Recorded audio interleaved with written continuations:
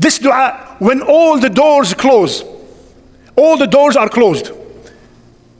You're having a huge financial problem. You tried everything, you applied, you did everything, and nothing is happening. You have so many problems with your spouse. You have a lot of issues with your health. رَبَّنَا آتِنَا مِن لَدُنْكَ رَحْمَةً وَهَيِّئْ لَنَا مِنْ أَمْرِنَا رَشَدًا. Walk 10 miles and come back 10 miles in order to survive. In other words, all the doors are closed. There's nothing, nobody passes by. At that time, even the one who is the furthest from Allah Azza wa Jal comes close to Allah. No matter how far you are from Allah, at that time, you'll become close to Allah subhanahu wa ta'ala. And many of us, unfortunately, remember Allah Azza wa Jal only during hardship.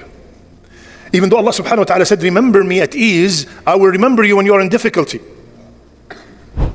We need this dua daily to be protected from all the shayateen around us. We all know that we are living in shayateen headquarters. And our children are bombarded day and night with haram.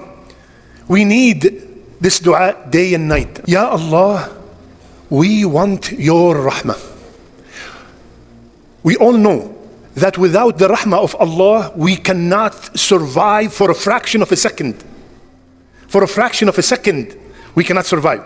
Number one. Number two, we all know that without the rahmah of Allah, we will not be permitted to Jannah. Even Rasulullah sallallahu alaihi wasallam, even you, Ya Rasulullah, he said, even me, until Allah shower me with His mercy. In dire need. So please, lend me your ears and your heart. You are on one of those highways, you know, those highway 66, the highways that right in the middle of Vegas, you have nothing left and right, and you drive miles and miles and miles. While you are traveling in your journey, all of a sudden you see no gas. You stopped and you drive a little bit, and then you stop on the side and you see a sign, next gas station 10 miles. So you have to walk 10 miles and come back 10 miles in order to survive. In other words, all the doors are closed. There's nothing, nobody passes by.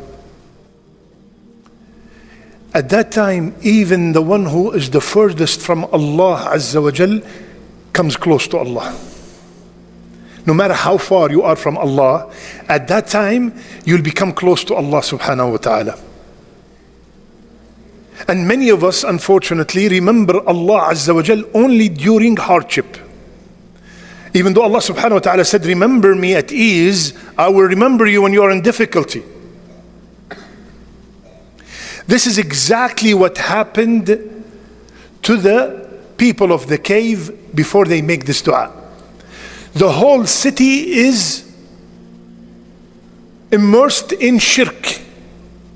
They are the only people in Tawheed. They are the only people of La ilaha illallah. They found all the doors closed. Everyone is prosecuting them. The king wants to kill them. And when they were in that situation, they said, رَبَّنَا آتِنَا مِن لَدُنْكَ رَحْمَةً وَهَيِّئْ لَنَا مِنْ أَمْرِنَا رَشَدًا. And that is the dua of tonight. They begged Allah Azza wa Jal, because of the barakah of this dua, we are remembering them thousands of years after. Thousands of years after, we are still remembering them. This dua, when all the doors close, all the doors are closed. You're having a huge financial problem. You tried everything, you applied, you did everything, and nothing is happening. You have so many problems with your spouse. You have a lot of issues with your health. رَبَّنَا آتِنَا مِن لَدُنْكَ رَحْمَةً وَهَيِّئْ لَنَا مِنْ أَمْرِنَا رَشَدًا. Wallahi, we are living in a place where the culture itself is against our beliefs and morals. We need this dua daily to be protected from all the shayateen around us. We all know that we are living in shayateen headquarters. and our children are bombarded day and night with haram.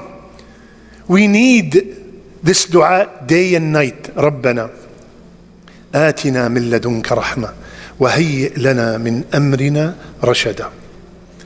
What does this dua mean? Listen carefully, because when we make dua, we have to know what it means. And obviously, these men, because they knew what it meant, look what happened to them, subhanallah. Ya Allah, we want your rahmah. We all know that without the rahmah of Allah, we cannot survive for a fraction of a second. For a fraction of a second, we cannot survive.